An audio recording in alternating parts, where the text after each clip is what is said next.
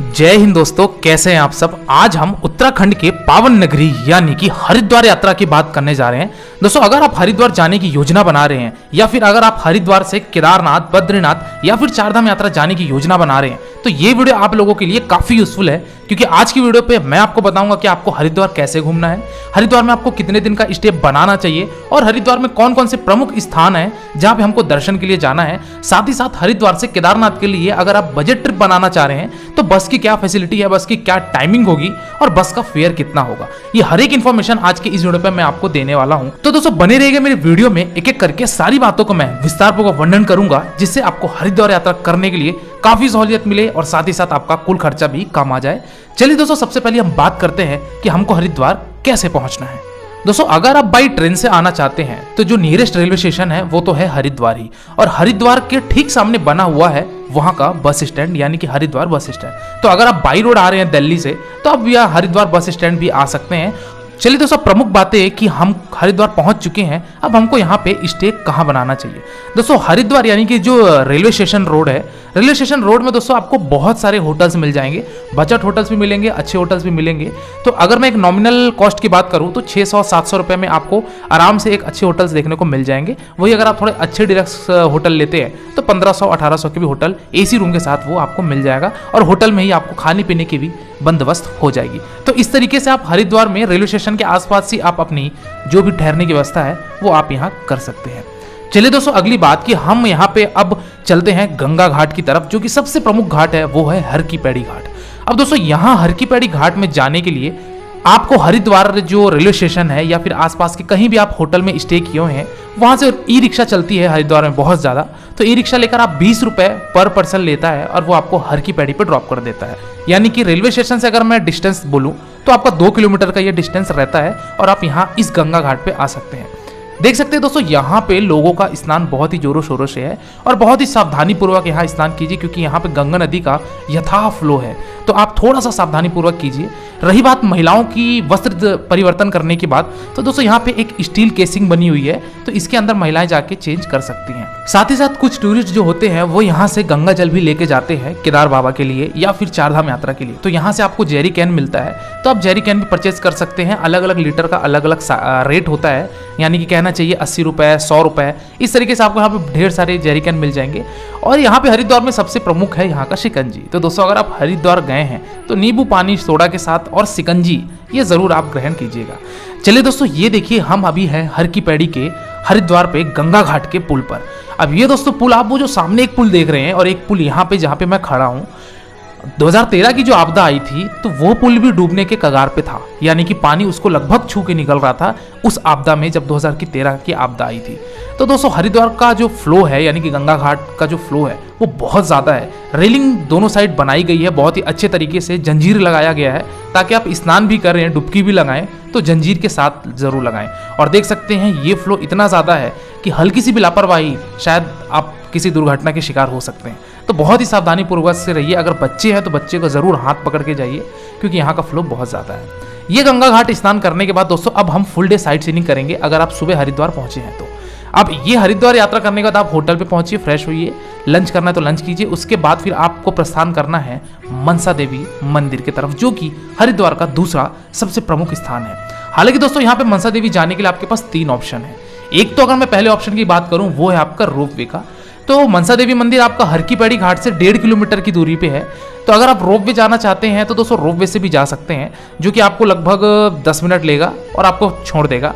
पर अगर मैं यहाँ पे बात करूँ कि रोप वे का जो भीड़ होती है टिकट के लिए वो बहुत ज़्यादा होती है। कुल मिलाकर ये कहना चाहिए कि अगर आप रोप वे से जाना चाहते हैं तो आपको तो आधा 1 घंटे से ज़्यादा आपको लाइन में लग जाएंगे अगर आप सीजन में आ रहे हैं तो।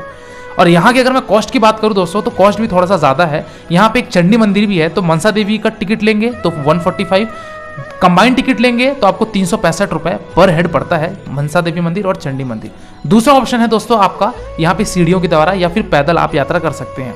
2 किलोमीटर, लगभग 1.5 से 2 किलोमीटर की यात्रा होती है, तो आप बाई वॉक करते हुए आप मनसा देवी मंदिर पहुँच सकते हैं। साथ ही साथ यहाँ से आपको अगर टाइम की बात की जाए तो 1.5 घंटा टाइम लगता है। और अगला विकल्प दोस्तों जो है यानी कि तीसरा विकल्प है वो यहाँ स्कूटी, जो कि अभी अभी हाल ही में चालू हुआ है। दोस्तों यहाँ पे लगभग 20-25 साल के जो युवा होते हैं वो यहाँ पे अपनी स्कूटी लाकर आपको 50 रुपये पर हेड में ऊपर ड्रॉप कर देंगे। तो अगर आप ये स्कूटी वाला जो सबसे चीपेस्ट मोड है और सबसे फास्टेस्ट मोड है वो आप ले सकते हैं, ना तो किसी लाइन लगाने की झंझट, साथ ही साथ ना ही किसी तरीके का कोई यहाँ पे बार्गेनिंग का सिस्टम। चुपचाप से आप 50 रुपये दिए वो आपको यहाँ पे ड्रॉप कर देंगे। मुश्किल से 8 से 9 मिनट 10 मिनट लगेगा और आपको वो मंदिर की जो एंट्रेंस गेट है वहाँ तक छोड़ देंगे जहाँ तक की गाड़ी जाती है, और 50 रुपये ये आपको लेंगे। तो हम तीसरा विकल्प लेकर ही गए थे क्योंकि हमको ये कन्वीनियंट लगा और भीड़ भी बहुत ज़्यादा थी टिकट में। तो हम ये अपनी जो विकल्प है ये चुनकर मनसा देवी के मुख्य द्वार तक पहुँच गए। तो दोस्तों हम मंदिर में प्रवेश किए, जय माता दी का नारा लगाते हुए हम जैसे यहाँ पे प्रवेश करते हैं तो हमको एक चीज़ दिखता है, जूता स्टॉल। दोस्तों यहाँ पे किसी भी दुकानदार के द्वारा आप जूता ना रखिए, यहाँ पे निःशुल्क जूता काउंटर बना हुआ है। यहाँ आप अपने जूते चप्पल एक वहाँ पे बैठे होते हैं आदमी सेवक, उनको दीजिए, वो आपको टोकन देंगे और आप वो रख कर आप प्रस्थान कीजिए माता के मंदिर में लाइन की तरफ। दोस्तों हालांकि अभी ये लाइन जो था वो बहुत कम था, लेकिन अगर मैं बात करूँ मई जून में या फिर सितंबर अक्टूबर में तो हरिद्वार में लाइन की तादाद बहुत ज़्यादा हो जाती है। तो अगर आप मनसा देवी मंदिर आ रहे हैं तो आप अपने पास मान के चलिए कि लगभग 2-2.5 घंटे रखिए। ये रहा मनसा देवी का मंदिर। दोस्तों जय माता दी का नारा लगाते हुए हम माता के दर्शन करेंगे, जय माता दी कहते हुए अपनी मनोकामनाएं मांगेंगे, और मंदिर के ही बाहर आकर वहाँ एक पशुपतिनाथ मंदिर है तो हम भोलेनाथ के भी दर्शन करेंगे। ओम नमः शिवाय यहाँ भी हम नारा लगाते हुए हम मंदिर से और आगे अगर बढ़ें यानी कि नीचे की तरफ बढ़ें तो वहाँ पर आपको एक देखने को मिलेगा चामुंडी देवी का मंदिर। तो सर ये चामुंडी देवी का मंदिर भी यहाँ पे बना हुआ है, यहाँ भी आप दर्शन कीजिए, जय माता दी कीजिए, परिक्रमा लगाइए, और हमको प्रस्थान करना है एक और मंदिर की तरफ जो कि यहीं पे बना हुआ है, वो है आपका श्री मनसेश्वर महादेव प्राचीन मंदिर। दोस्तों यहाँ पे भी भोलेनाथ का ही मंदिर है, तो ये हम दर्शन किए। दर्शन करने के पश्चात हमारा ये मनसा देवी वाला ट्रिप खत्म होता है। फिर हम प्रस्थान कर सकते हैं अपने चंडी देवी मंदिर, वहाँ भी आप जा सकते हैं रोपवे से तो रोपवे से, अदरवाइज आप चाहें तो पैदल भी जा सकते हैं। और ये होने के पश्चात जैसी शाम ढलती गई हम पहुँचते हैं हरिद्वार के गंगा घाट पर। अब दोस्तों यहाँ पे आप देख सकते हैं शाम का नज़ारा बहुत शानदार है, जैसा कि आप वीडियो में देख रहे हैं। इसी तरीके से वहाँ अगर आप साक्षात रहेंगे तो आपको एक अलग ही अनुभूति प्राप्त होगी। दोस्तों यहाँ पे हम अब सम्मिलित हो रहे हैं गंगा आरती में, जो कि हर की पैड़ी का सबसे प्रमुख आरती होती है गंगा आरती। दोस्तों यहाँ पे भीड़ बहुत ज़्यादा हो जाती है, तो मैं ये कहूँगा कि जो गंगा आरती शुरू होती है वो 6:30 पौने 7 से शुरू हो जाती है, तो आप थोड़ा जल्दी पहुँचिए क्योंकि भीड़ काफ़ी मात्रा में यहाँ हो जाती है। चलिए आइए मैं आपको गंगा झलक दिखाता हूँ।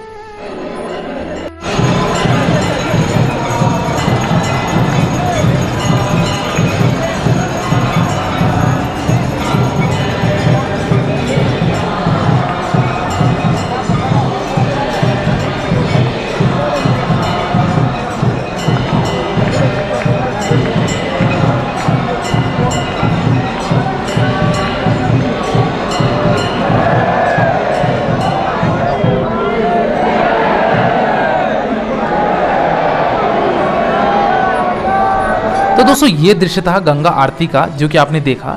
यहाँ पे लोग रात्रकालीन में भी डुबकी बराबर लगा रहे हैं गंगा माता के नदी में, और यहाँ पे आप डुबकी बहुत ही सावधानी पूर्वक लगाइएगा। साथ ही साथ आप देख सकते हैं कि ये भीड़ जो है पुलियों तक भी है। हालांकि जब ये गंगा आरती समाप्त हो गई उसके बाद की ये भीड़ है। गंगा आरती जब चलती है तो पुलिया पर फुल सिक्योरिटी रहती है, वहाँ पे किसी को भी प्रवेश करने नहीं दिया जाता है, क्योंकि गंगा आरती देखने के होड़ में लोग थोड़ा सा दुर्घटना का भी शिकार हो जाते हैं, तो पुल पर किसी को भी जाने नहीं दिया जाता है। और यहाँ पे श्रद्धालुओं की बहुत ज़्यादा भीड़ हो जाती है। ये वही स्थान है दोस्तों जहाँ पे 4 साल में महाकुंभ का आयोजन होता है। जैसा कि प्रीवियस कुंभ जो लगा था वो हरिद्वार के इसी हर की पैड़ी गंगा घाट पर लगा था, जहाँ पे 1-2 लाख श्रद्धालु भी यहाँ सम्मिलित होकर इस कुंभ यात्रा में शामिल हुए थे। तो दोस्तों ये पूरा दिन आपका हरिद्वार का साइट सीइंग का रहा, यानी कि 1 नाइट आपका साइट सीइंग रहेगा। अब आपको अगले दिन प्रस्थान करना है अब केदारनाथ के लिए। तो दोस्तों ये हरिद्वार से आप सुबह सुबह यानी कि लगभग 5 बजे 6 बजे आपको जाना है बस स्टैंड। मैं आपको अगर बता दूं केदारनाथ के लिए अगर आप जाना चाहते हैं तो मॉर्निंग में आपको 4 बजे बस मिलती है केदारनाथ के लिए, यानी कि सोनप्रयाग तक के लिए। जैसा कि आपको मालूम है कि सोनप्रयाग से आगे गौरीकुंड से तो आपको पैदल यात्रा करनी ही है। तो दोस्तों आप मान के चलिए कि हरिद्वार का एक दिन का पर्याप्त समय आप अगर घूम लेते हैं। अगर आप मॉर्निंग के टाइम पे आ रहे हैं तो मॉर्निंग के टाइम पे अगर 8-9 बजे भी आ रहे हैं तो आप आराम से सारे जगहों को सारे स्थानों को एक्सप्लोर कर लेंगे। और अगले दिन सुबह सुबह 4 बजे वहां से बस छूटती है हमारे सोनप्रयाग के लिए। अगर आप पैकेज नहीं लिए हुए हैं तो ये आप जा सकते हैं। शेयरिंग बस की अगर मैं बात करूं, यानी कि जो बस से अगर आप जाते हैं तो आपका पर पर्सन कॉस्ट 1000 रुपये पड़ेगा और आपको लगभग 8 घंटे पड़ेंगे देवप्रयाग रुद्रप्रयाग होते हुए हम पहुंचते हैं सोनप्रयाग, और सोनप्रयाग से फिर हमारी यात्रा शुरू होती है केदारनाथ की।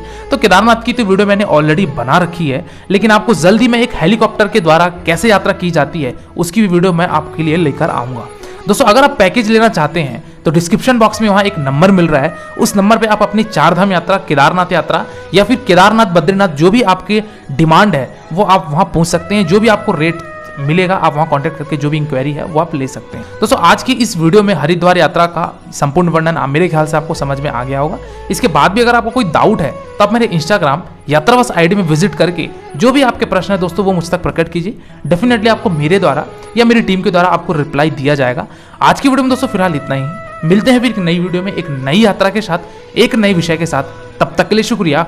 हर हर गंगे हर हर महादेव। आपकी यात्रा मंगलमय हो।